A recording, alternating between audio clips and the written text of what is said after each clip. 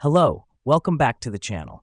Today, we're going to uncover the magic of using Notion to organize your craft supplies, ensuring you always have what you need when you need it. To begin, launch Notion and create a new page called Craft Supplies. This will be the central hub where all your crafting materials will be stored. Having a dedicated space for this purpose makes it easy for you to locate and inventory your supplies. Next up, let's populate this page with a table. Click on the plus, scroll down the menu, select Table Full Page.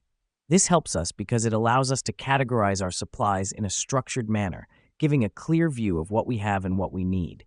Now that we've done that, it's time to structure our table. Create columns for item name, quantity, location, last purchased, and notes. This level of detail will help you track your supplies effectively. The reason we do this is to prevent last-minute rushes to the craft store or accidental double purchases. Next, fill in the table with your craft supplies. Be meticulous and include everything from paints to brushes, yarns, fabrics, beads, and so on. This may seem tedious, but it's crucial because it ensures that we have a complete overview of our supplies. Now let me explain why this matters. You see, when we have all our supplies listed and organized, we're not only saving time searching for them, but we're also preventing unnecessary purchases. Plus, it's easier to plan our next creative project when we know exactly what we have on hand. Next up, we're going to add a to-buy list.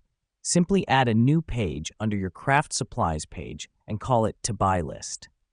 Whenever you're running low on something, add it to this list. This helps us because it ensures we remember to replenish our supplies when they're running low. And there you have it, a tidy, organized system for your craft supplies using Notion. By maintaining this system, you'll always be ready to start a new project, knowing exactly what you have and what you need to buy. Remember, the key to crafting is not just creativity, but organization too. So get started and happy crafting.